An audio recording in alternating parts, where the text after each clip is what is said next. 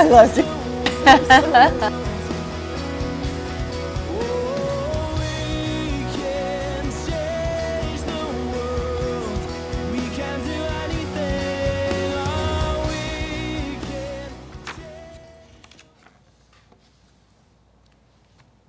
Welcome to Passion. I'm your host, Britt Ivy. Thank you so much for joining us today. Today we have with us Artistic Director of Camelot Theatre, the one and only Livia Genise. Livia, thank you so much for being here today. Oh, thank you for inviting me. It's been way too long. It's been way too long. In fact, in doing my homework, I came across our last show. 5 years ago, I was interviewing you and Don Matthews about Brigadoon in the old theater. That old theater is just a memory to me since it's no longer in existence. That was quite a while ago. Yes. How many years exactly now have you been in the new theater? This is actually beginning of our 5th year. Okay. So it was a wonderful transition. At first, about 6 years ago, we didn't know if we were going to be able to have a theater. We had no location to go to. We didn't have the money raised. And somehow somebody up there likes us. And in 2008 and 9, we were able to raise 2 of the 2.5 million, which left us with a mortgage of 500,000, which is now down to 450. But I'm hoping that in the next 4 years we can get it down to 0, because that would make a huge difference for us. I believe you can do that. I absolutely do. I have a similar organization I know of who had similar numbers, and they achieved them, and I believe you can do that. After all, you manifested a giant building, which is the centerpiece of talent. It really is. Out of thin air, really. It's a magnificent building. It's state-of-the-art. There isn't a bad seat in the house. It seats 164 people, and we are able, especially with the production we've got going now, to really test the limits. At least 5 of the scenes in Manchurian Candidate have been filmed like a movie. So the ones that are in memory, you see on the screen as though you're watching a movie. And we could never have done that in the old theater. Amazing. Yes. Amazing. Well, in a moment, we'll cut to a clip of the poster board for Manchurian Candidate, since it will be only playing through November 8th. Right. But you used to only shepherd 8,000 people through Camelot Well, Theatre. when I came there in 2002, there were only 8,000 people a year coming. And last year in 2014, we had 26,472, and we're 6% above.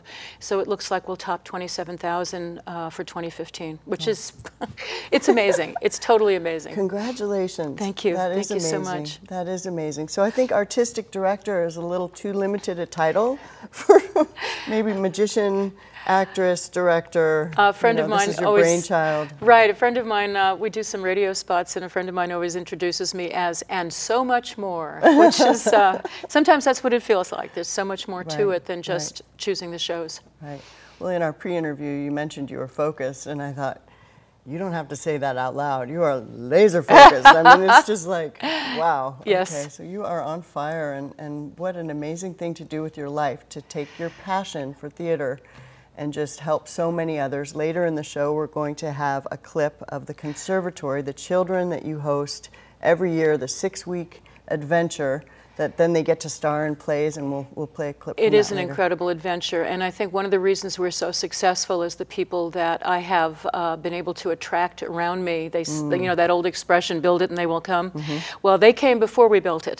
Rebecca Campbell is my education director. She's in charge of the conservatory program. She's 30 years younger than me, and we both think we are twins of different mothers.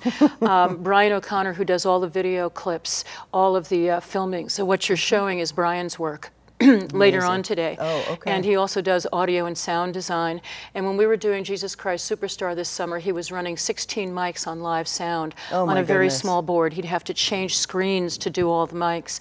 And then Roy Raines, who is my production manager, director, one of my lead actors, but he gets all the tech people together for every show. And if you can't get the board ops or the stage managers, you can't put on a show. Oh, I fully understand that, and I just love that about you. You always give credit where credit is due, and today say we have a fantastic crew, and our director John Letts and the whole crew here is fantastic. It's so important. And then the actors.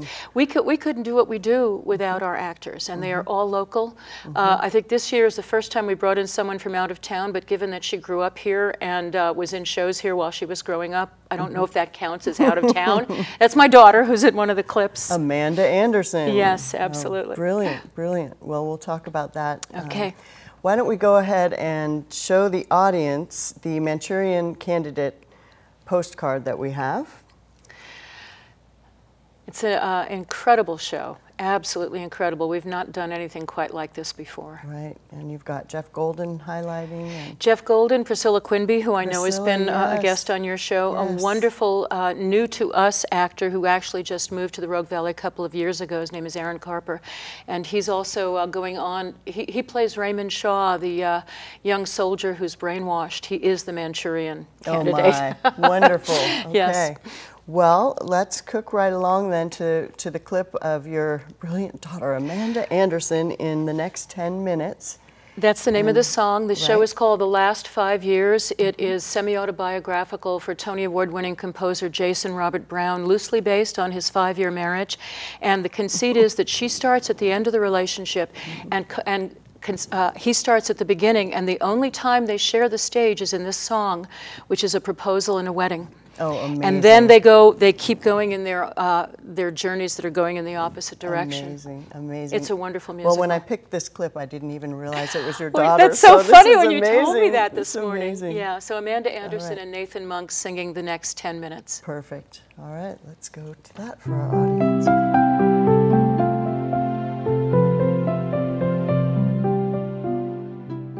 At conservatory, you can learn a lot of things, but mostly the thing that I learned is that you can learn a lot by listening to others, the teachers especially, and I've noticed that if you listen to other people, then you really get a knowledge of what's going on around you, and you can just learn a lot if a teacher is teaching someone else and they give them advice, and then you use that in your future performances. That can help you a lot. Well, I'm from Los Angeles, California. I have grandparents that used to live in Malibu, and they came up here to retire, and I've been coming to see them during the summer, during the winter, because there's snow here, and they made donations to this theater so they could move from the small theater to this big theater, and so we have a little plaque out in the front, and so my grandma, this year, she put me on the waiting list, and I was at the top of it about a couple of weeks before I had to fly out here, and I got in, and I was so excited. I knew this was an amazing opportunity, and I was really fortunate to get it. I was never really a social person until theater came around, and then I met a bunch of people, and these people were really crazy, and I was like, I kind of like these people. And working with them brought me to who I am, and also made me learn things that I never knew, like listening to people. For example, the teachers give other people like advice on how to sing better or how to act better, and then you take those notes into your own learning, and it can help you. So listening was a big one on that one. When I was little, I didn't really have friends that were like me. And you know, as I got older, I started to meet some, and I feel like this is just an entire place of my little sisters and brothers. And I found people just like me, and people who think like me, and you know, want to do the same kind of things that I want to do. And I'm really fortunate for that. Right now, I would say theater is home, probably my second home, because every time I have done theater in my life, it makes me feel special and connected with others, and I feel safe in an environment where I've gotten to know these people for a certain amount of time, and there's a big performance coming up, and you're all excited and you get nervous, but it's also a happy feeling because you know you've worked so hard with these people, and it's just an amazing experience in general. With theater, I kind of found support. Because, you know, for someone like me who isn't really confident in themselves in general, you know, with any subject, you know, if you find something that makes you feel accepted and makes you feel amazing and makes you feel like you can do things and you can be amazing in something and you can flourish and prosper in a certain subject, you want to stay with that. And with theater, I get compliments from people, and people, they tell me things that make me feel better about myself and give me confidence, and confidence is so important in this. And if I want to go on to do things in theater, I'm going to want to keep that confidence. And I think finding something that I'm good at and having that is really important for my confidence. So that's really what theater is for me.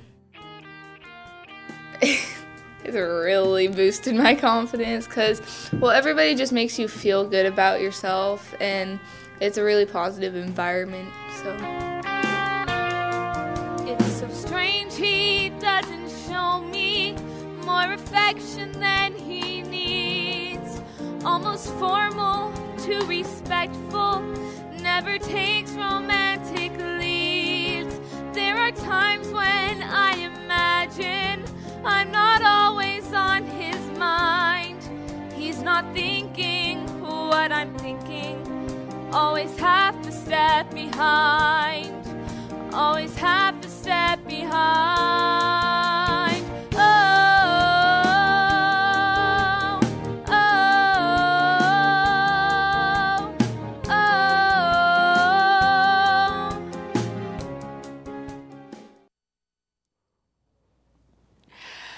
Oh, it just does your heart good to see them. It's wonderful. Well, the beauty of live television, to fill our audience in here, we got the clips reversed. So the beauty of the build-up here for the next 10 minutes is it's getting quite a build-up for Amanda It'll be in Anderson 10 minutes. Solar. It'll be in 10 minutes, the next clip. So why don't we go ahead and address what the audience just saw in the conservatory clip, because you have a passion for helping young actors. Well, we need to train the next generation of theater artists. There's so many things, like The Voice and all these other places, and so you think you can dance. And that kind of, I think, takes away from the fact that theater is an art form.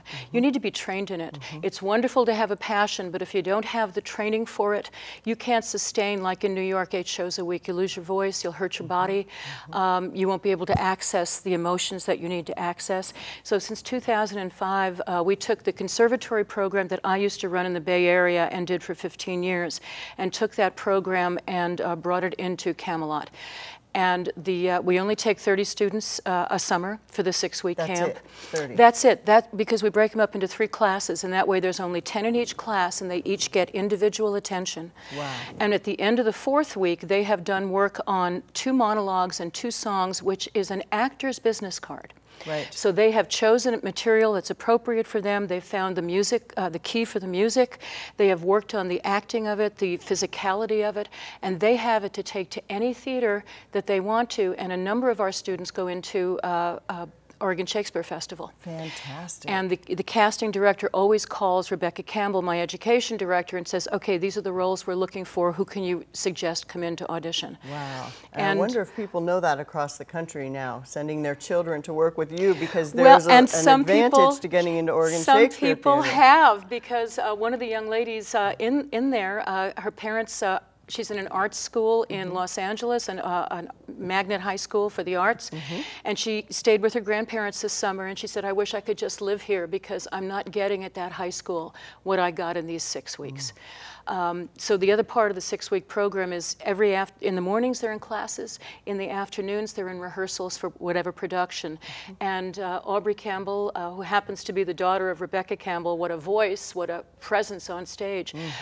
She was playing the 2nd lead, I'm going blank on the character's name, in Aida, which is the Elton John, Tim Rice version of the opera Aida. And Zoe Lipinski, the first girl with the dark hair, she was Aida. Oh, fabulous. So they get rehearsals in the afternoon, then 6 performances, full sets and costumes, one of the most beautiful sets. We were in Egypt. It was incredible with 30 students. And they're high on life, working with each other for weeks, their lives in front of them. What a wonderful opportunity. Yes, and this is also the 8th year that we've been the one-week theater camp at SOU. Third week of August, we get the theater building at the college, and they get classes in acting, singing, dancing, and Shakespeare, and then they get workshops in the afternoon. And at the end of that week, on that Friday, all the workshop material they've worked on is a performance for their family and friends. Congratulations. Oh, thank you. It's very, very rewarding. And the Shakespeare workshop, they've been doing Star Wars Shakespeare excerpts, and it's been hysterical with the lasers and everything. Great, great. How amazing you have access to that for them. That's just beautiful. The relationships that you've developed to help and a lot these of those kids students, grow. they stay with us until they have to go away to college. And we just lost 3 of our main actors to universities in Los Angeles and Utah, St. Olaf's. Got to watch them grow up and go on. I know, I know. I feel like their Amazing. surrogate mother, and it's like, no, you can't leave. Well, speaking of training young actors, our son Ty Boyce and his wife Cassandra started Post 5, of course, up in Portland, and now they're moving on to bigger things in Seattle. But I guess you said your daughter was there last night? My daughter was in the audience last night. It was her second time seeing their production of Equus.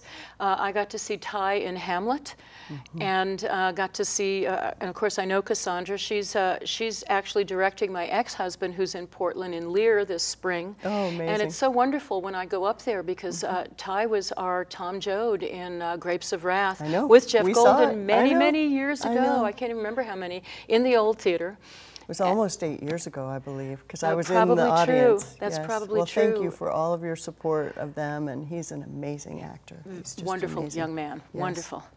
So we are going to show the audience a clip of the postcard for chess, which is in the 2016 season repertoire. Yes. So we have a lot to cover here, and now I believe you will definitely have to come back since time is so short. I would love to come back. Fantastic. So let's go to chess.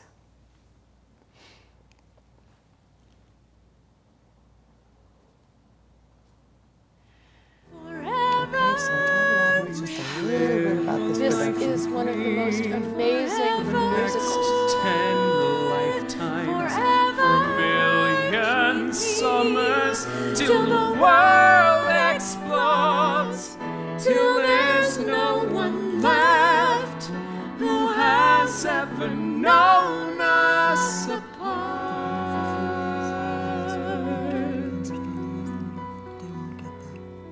There are so many dreams I need to see with you. There's so many years I need to be with you. I'll never be complete. I will never be alive. I'll never change the world until I do. I do.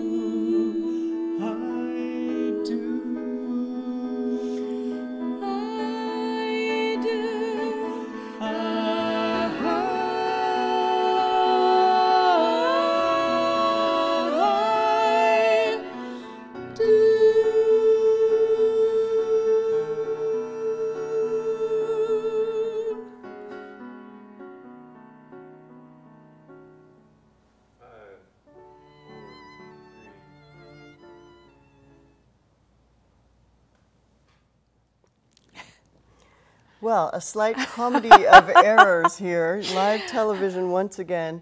So the audience saw a clip of Chess, which is in the 2016 season of Camelot, followed immediately by the wrought with suspense clip of Amanda Anderson and Nathan Monks singing in the next 10 minutes is the song next 10 they were minutes, singing. right, from the last 5 years. That's okay, I could watch that clip all the time. right, I'm a mom as right. well as an artistic director. Right. So that was an example of the show must go on. Right. And we had great material, so just in a little different order. So go ahead and tell us a little bit about what the audience can expect when they go to see Chess. I need to just mention that every single one of your plays in 2016 are Tony Award winners. Or and the spotlights are on Grammy Award-winning performers. You took away my next line, okay. Sorry. So chess. Chess is, well, we started with Evita 3 years ago, and I figured if my audience, sorry. If that's a little bit of the football game. There is a football game it's going actually on. coming through the walls there. Right, I figured if my audience was liked Evita, which is a little bit more rock music than my audience is used to at Camelot, then I could do Jesus Christ Superstar, which we did this last summer. And it was a hit. It was a hit. I couldn't believe it. It brought in only 5,000 less in ticket sales than Les Mis. So it was a hit, and I decided I wanted to do Chess, which has been one of my favorite musicals. And it's had 3 different incarnations. They keep working with it. It's by Tim Rice, who usually writes with Elton John or with Andrew Lloyd Webber. They weren't available, so he took the 2 men, and I'm going to go blank on their names. Well, that's a first. Benny Andersson and Bjorn Ulvaeus, who are the composers and singers from ABBA and Mamma Mia. Wow. So Tim Rice was absolutely in love with what was going on in the chess world with the Bobby Fischer, Boris Spassky. Just saw that film 2 weeks ago. I know, it was wonderful, in the 1980s. And so what he wanted to do was create a rock musical loosely based on what happened and the politics in the Cold War behind it. Amazing. And so it's not exactly that relationship, but you do have this amazing Russian who has some of the most beautiful music, who's a chess player who is being totally used as a pawn by the Russian government. And then you have this American. His name is Freddie Trumper, who is arrogant, he's sure of himself, and he's had an awful childhood, and this is all covering it up. And Tobey Maguire just played him in the film. Right, so, except it's not really Bobby Fischer, but it's similar. Right. And then there's this woman who's caught in between them. She's the second to the American, was his lover, and then is tired of his narcissism and meets this Russian who is one of the most giving people in the world. And so she's torn in between these 2 men. But the song that hit the top of the charts all over the world was One Night in Bangkok. I remember that. And we did that at a fundraiser, and it was so much fun to even sing it, because it may be a rap. It was like one of the first in a rap style, but it's not really rap. Yeah. You know, he talks about, and the lyrics are incredible. The whole show is beautiful. It's sad. Some of it is very funny. It's just exciting. I'm very thrilled that we're doing it. Yeah. Eric Connolly is excellent.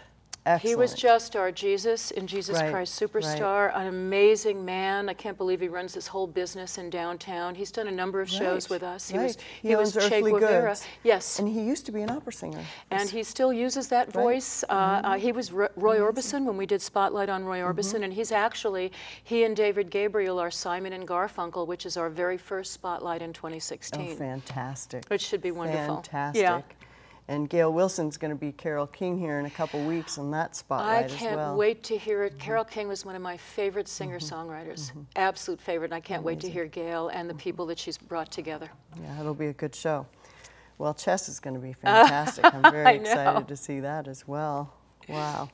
So the Conservatory this summer, we addressed that. They're going to play Legally Blonde. Yes, and they are. I'm so excited. That movie did a lot for me. I just loved that film. It's such a charming film, and they made it into such a and the film came first, into such a wonderful musical. And I know a lot of our students are very excited about it. Are they going to have the little dog? You know what? When we did Gypsy, I had to carry on a dog, but we did a stuffed one that was a hand puppet. Okay. Because sometimes you can't control them on stage. Right. That was tongue in cheek there. I can't imagine. And I honestly don't know what Becca has in mind. Rebecca Campbell, the education director, will be directing it. She's also choreographing and directing Oklahoma. Oh, I love Oklahoma. So I leave it in her very capable hands, what she does. Excellent. Now maybe the stuffed dog in the purse would be the best. Probably. A little chihuahua, I think, if I remember correctly, yeah. Great. And as long as we have good barking sound effects, I think we're safe. Well, Livia, we only have 3 minutes left. Okay. So quickly, just fill the audience in about your world premiere in 2015, the Ashland New Plays A Question of Words. That's quite an honor. Did I No, get that wrong? that was this season. Okay. We will be doing Solomon's Blade as our first play in 2016, which is also from the Ashland New Plays Festival. So the world premiere was also of A Question of Words. We Okay. did that. And Solomon's Blade was actually from 2004. And I fell in love with that play. It was provocative, it was poignant, it was very, very powerful.